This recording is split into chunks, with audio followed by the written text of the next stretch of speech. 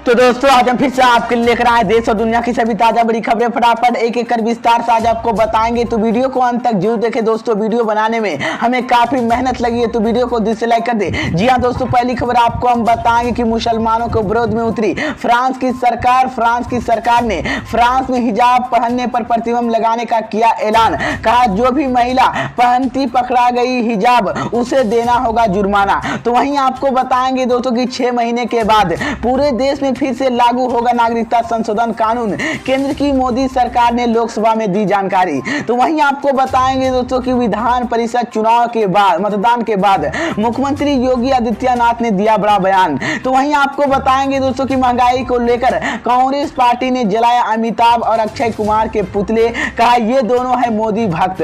तो वहीं आपको बताएंगे दोस्तों कि राज ठाकरे की पार्टी का बड़ा ऐलान। कहा शिवसेना भवन के बाहर लाउड स्पीकर लगाए बजाया जाएगा हनुमान चालीसा का भजन। तो दोस्तों सभी खबरों की जानकारी एक एक कर विस्तार से बताएंगे दोस्तों। इससे पहले कि एक छोटी सी रिक्वेस्ट करेंगे दोस्तों, अगर आपको भी लगता है कि देश में होने वाले तमाम चुनाव ईवीएम से ना होकर बैलेट पेपर से होना चाहिए, अगर आप भी इस बात का समर्थन करते हैं तो आप इस वीडियो को लाइक करके चैनल को सब्सक्राइब जरूर कर लीजिए और साथ में बेल आइकन भी प्रेस कर लीजिए और वीडियो को ज्यादा से ज्यादा शेयर कीजिए। इसी बीच पर दोस्तों अगली खबर की और तो कि आपको बताएंगे कि मुसलमानों की विरोध में उतरी फ्रांस की सरकार ने फ्रांस में हिजाब पहनने पर प्रतिबंध लगाने का किया ऐलान। कहा जो भी महिला पहनती पकड़ा गई हिजाब उसे देना होगा जुर्माना। जी हां दोस्तों, आपको बता दें ये बड़ी खबर सामने निकल कर आई दोस्तों कि फ्रांस में रविवार को राष्ट्रपति चुनाव के लिए मतदान होने से इससे पहले उम्मीदवारों के बीच मतदाताओं के लुभाने के होड़ से भी लग गई है। दक्षिण पार्टी की विचारधारा रखने वाली राष्ट्रपति पद की उम्मीदवार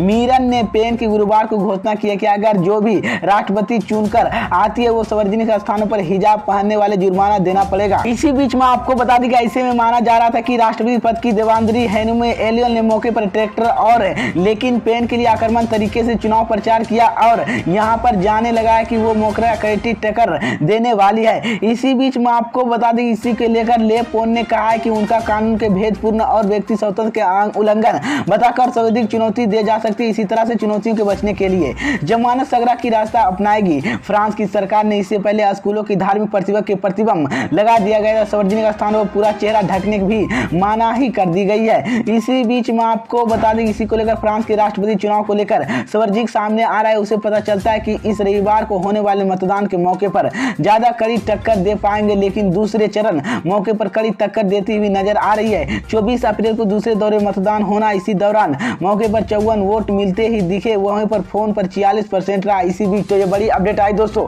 मैं आपको बता दें कि अब मुसलमानों के विरोध में उतर गई है फ्रांस की सरकार ने हिजाब पहनने पर प्रतिबंध लगा दिया है। इसी बीच पर दोस्तों अगली खबर की और तो कि आपको बताएंगे कि 6 महीने के बाद पूरे देश में फिर से लागू होगा नागरिकता संशोधन कानून। केंद्र की मोदी सरकार ने लोकसभा में दी जानकारी। जी हां दोस्तों, आपको बता दें ये बड़ी खबर सामने निकल कर आई दोस्तों कि 2019 में सांसद के पास होकर कानून बन चुके CAA यानी कि नागरिकता संशोधन कानून के लागू करने में अभी करीब 6 महीने का वक्त और लगेगा। कांग्रेस सांसद गौरव गंगाई ने कहा कि सवाल के जवाब गृह मंत्री अमित शाह और नितेंद्र राय मंगलवार को संसद में कहा था कि गृह मंत्रालय के कानून के लागू करने के लिए नियम बनाने के लिए 9 जनवरी 2022 तक समय चाहिए। राज्यसभा और लोकसभा की इसी को लेकर तैयारी में समय दे रहे हैं। इसी बीच में आपको बता दें कि पिछले साल देश में CAA कानून बना तहत देश भर में इसका विरोध हुआ।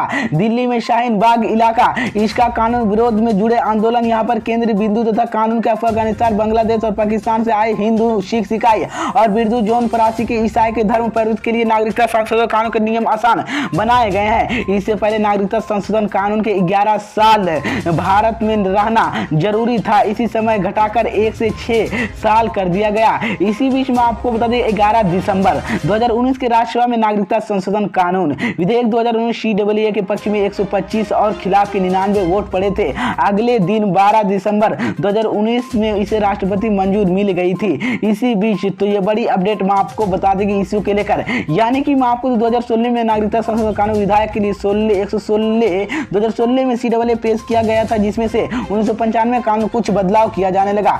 इसी बीच मैं आपको बता दें कि लोकसभा में आने से पहले ही ये बिल विवाद में था, लेकिन अब कानून बनाया गया कि उसके बाद इसका विरोध कर तेज किया जाएगा। दिल्ली में कई इलाकों में प्रदर्शन हुए थे। 23 फरवरी 2020 की रात जफराबाद की मरेरा स्टेशन पर भीड़ चटका होने के बाद भड़की हिंसा के दंगे तब्दील हो गए। इसी बीच तो ये बड़ी अपडेट आई दोस्तों कि मैं आपको बता दें कि 6 महीने के बाद एक बार फिर से पूरे देश में नागरिकता संशोधन कानून लागू हो सकता है। केंद्र की मोदी सरकार ने यह जानकारी लोकसभा में दी है। इसी बीच पर दोस्तों अगली खबर की और तो कि मैं आपको बताएंगे कि विधान परिषद चुनाव में मतदान के बाद मुख्यमंत्री योगी आदित्यनाथ ने दिया बड़ा बयान। जी हां दोस्तों, आपको बता दें ये बड़ी खबर सामने निकल कर आई दोस्तों कि उत्तर प्रदेश में विधान परिषद की 27 सीटों पर चुनाव के लिए शनिवार को मतदान जारी था। इसी क्रम में मुख्यमंत्री योगी आदित्यनाथ ने गोरखपुर के मतदान के बाद सीएम योगी ने कहा है कि उत्तर प्रदेश में एक बार फिर से निर्माण सुशासन और विजय होते हुए उपराष्ट्रपति स्थानीय पदाधिकारी निर्वाचन के क्षेत्र में विधान परिषद द्विवार्षिक चुनाव के गोरखपुर के मतदान के अपने कार्य के निर्वहन किया।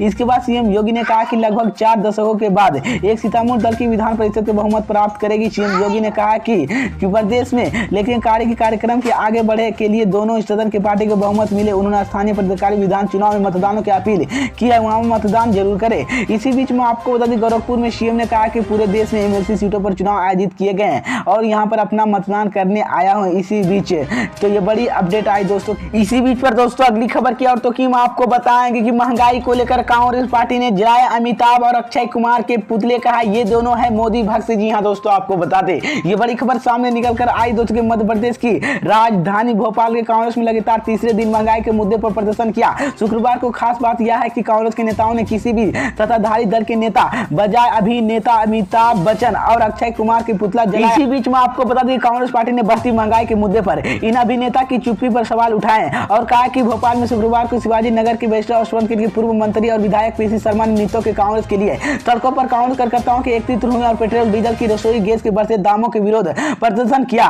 कांग्रेस नेताओं ने बॉलीवुड अभिनेता अमिताभ बच्चन और अक्षय कुमार की चुप्पी पर सवाल उठाते हुए कांग्रेस कार्यकर्ताओं ने दोनों अभिनेताओं के पुतला फूंककर जमकर नारेबाजी की है। कांग्रेस कार्यकर्ताओं ने इसी दौरान अमिताभ से कुछ लोगों की बोलने की अपना मुंह खोलकर नारे के लगाते दिखे। इसी बीच में आपको बता दूं वहीं पर इसी को लेकर पूर्व मंत्री वी शर्मा ने यूपीए के लिए सरकार के कार्यकाल के पेट्रोल डीजल रसोई गैस के बढ़ते दामों को लेकर अभिनेता अमिताभ बच्चन के लिए अक्षय कुमार सोशल मीडिया पर खूब तेज कसते हुआ और उन्होंने कहा कि बीजेपी की सरकार के पेट्रोल डीजल के दामों के ऐतिहासिक सरकार यहाँ पर बेहतरीन कर रही है। इसी बीच में आपको गरीब और मध्यम वर्ग की यानी दुर्भर हो गया है। इसी बीच तो ये बड़ी अपडेट आई दोस्तों।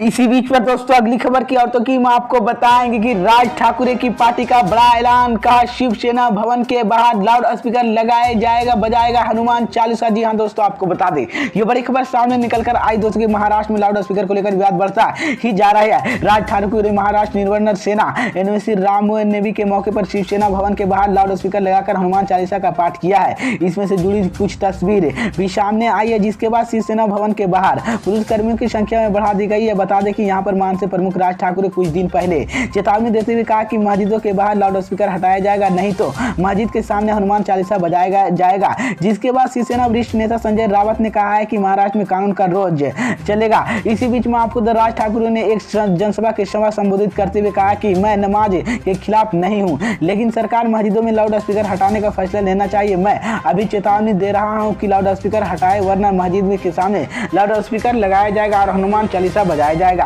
उन्होंने कहा कि मुझे देखकर खुशी यह है कि उत्तर प्रदेश की प्रगति में रहा कि हम महाराष्ट्र की विकसित चाहते हैं कि अयोध्या जाऊं और लेकिन आज नहीं बताऊंगा। इसी बीच में आपको बता दें कि राज ठाकरे ने दोबारा लाउड स्पीकर के हनुमान चालीसा बजाने का ऐलान के बाद मुंबई के कटखोर इलाके में इलाहाबाद नासिक एमएसपी के कार्यकर्ताओं का हनुमान चालीसा बजाने की शुरुआत की है। इस मुद्दे पर महाराष्ट्र के गृह मंत्री दिलीप वाले पटेल ने चेतावनी देते हुए कहा कि अगर समाज तनाव पैदा करना कोशिश कर रही तो ये सख्त कार्रवाई की जाएगी। तो ये बड़ी अपडेट आई।